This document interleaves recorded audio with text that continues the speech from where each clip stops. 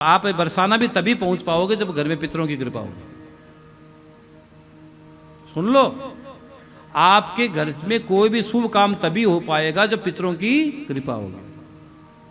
तुम्हारे घर में मंगल काम तभी पूरा सक्सेस हो पाएगा जब तब तुम्हारी पितरों की कृपा हो। कई घर में जब ही कोई काम करना लगो, पितर जोर जोर से बोलने लगते हैं, कईयों को रोने लगते हैं,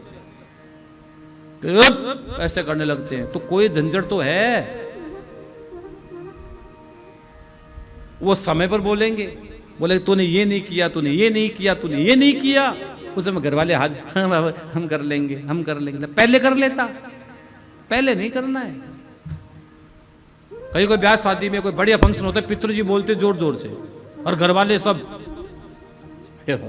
आप कर दो, अब कर, पहले कर लेता, पहले तो नहीं किया तूने। इसका मतलब समझो आप जरा, बाद में हाथ जोड़ने से कुछ नहीं होता है।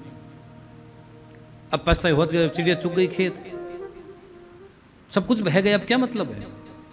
तो आपके घर में मंगल काम, शुभ काम, कोई भी काम होता है वो बगैर पितरों की कृपा के कभी नहीं हो सकता है। इस बात का ध्यान रख लेना, गांठ बांध लेना। तो अभी तो बरसाने की बात तो हम बाद में करेंगे, पहले हम बात करेंगे गया जी की, जो 7 तारीख से श्राद्ध आ रहा है उसकी चर्चा करें। उसके लिए आपको जो करवा रहे हैं वो काम जाओ। अब देखो, सुनो भैया, मैं अब क्या कह रहा था, कौन से ब्राह्मण को निमंत्रण देना चाहिए, जो देवतुल्य हो।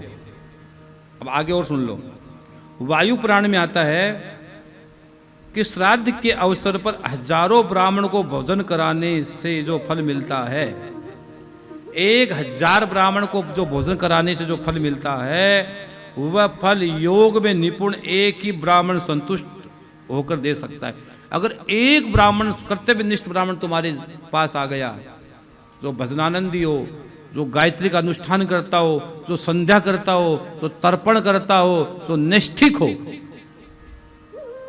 और सदगृहस्थ का पालन करता हो, योगी हो, हाँ, जो योगी हो। एक और बताऊं आपको, बहुत गहरी बात बता रहा हूं, जो संयमित जीवन जीता है वो शादीशुदा होकर भी ब्रह्मचारी है। मैं नहीं कह रहा हूं, गीता है। जो संयमित जीवन जीता है वही तो योगी है। अगर आप संयमित जीवन जीते हो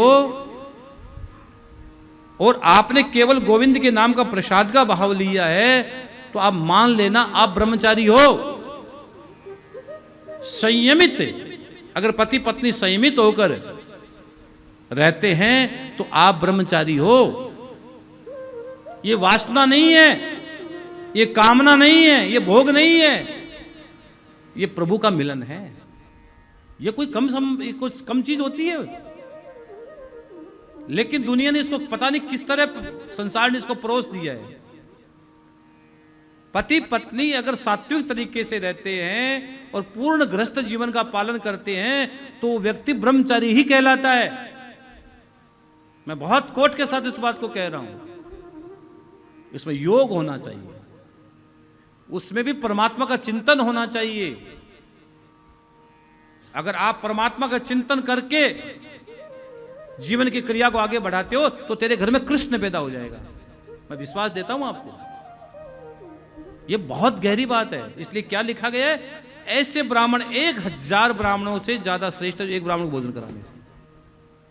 1000 ब्राह्मण को भोजन कराओ और एक कर्तव्यनिष्ठ ब्राह्मण को भोजन करवा दो, उसका ज्यादा फल है। और हम तो गया में कितने ब्राह्मण देवता हमारे भोजन करते हैं, जो भागवत का पाठ करते हैं, मूल पाठ करते हैं।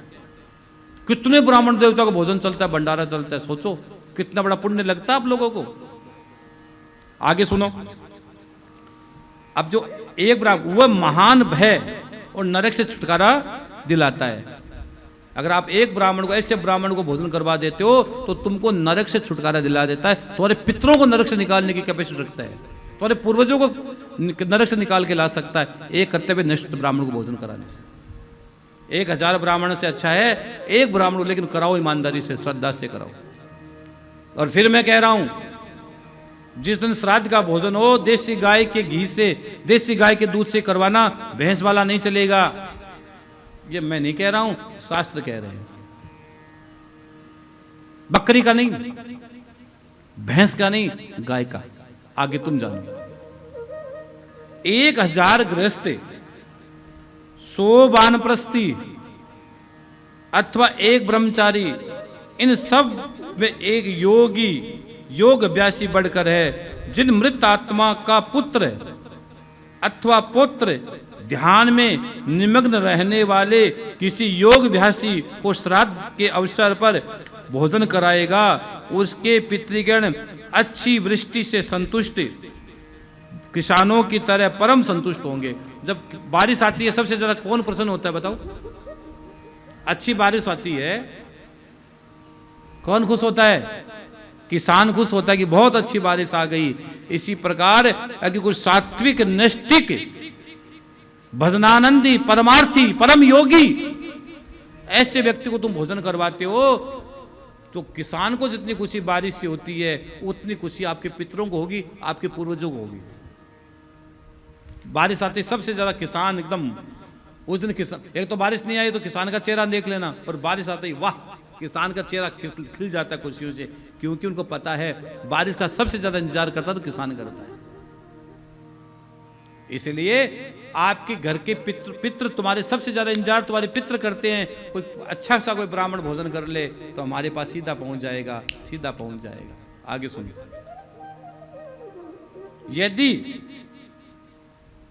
श्राद्ध के अवसर कोई योगाभ्यासी ध्यान परायण भिक्षु न मिले तो 2 ब्रह्मचारियों को भोजन करवाना चाहिए। कितने ब्रह्मचारियों को? 2 ब्रह्मचारियों को भोजन करवाना चाहिए। अगर ये इतना सिस्टम नहीं मिल रहा आपको तो 2 ब्रह्मचारियों को भोजन करवाना चाहिए। वे भी न मिले ब्रह्मचारी, अगर वो भी ब्रह्मचारी नहीं मिले तो किसी उदासीन ब्राह्मण को भोजन करा देना चाहिए। लेकिन भोजन जरूर जरूर जरूर करा देना चाहिए, जरूर करा देना चाहिए।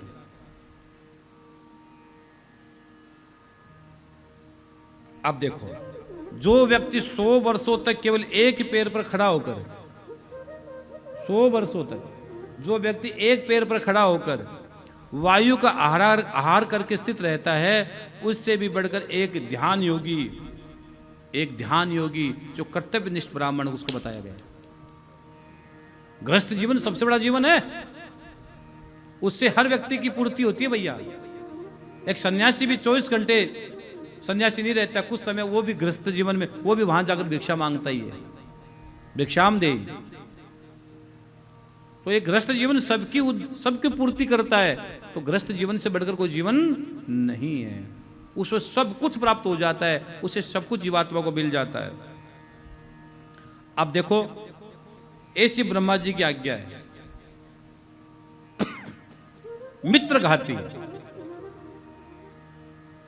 मित्रघाती स्वभाव से विकृत नख वाला, भैया बात तो बहुत गहरी बात हो रही है, ये तो बात बहुत गहरी जा रही है। अगर आपको ब्राह्मण का भी चयन करना हो तो भैया पहले उनका निमंत्रण देकर, प्रणाम करके, उनको बोलकर, उस सदाचारी सदगृहस्थी को ही तुम्हें निमंत्रण देना चाहिए।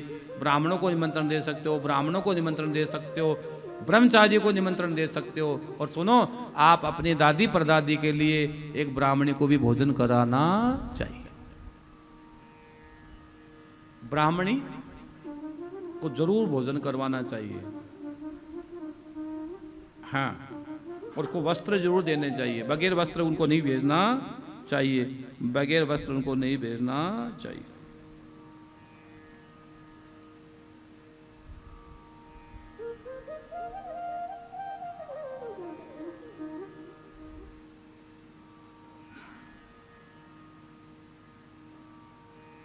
अब इसमें एक चीज और लिखी है, बता दूं क्या? आप बोलो तो बता दूं?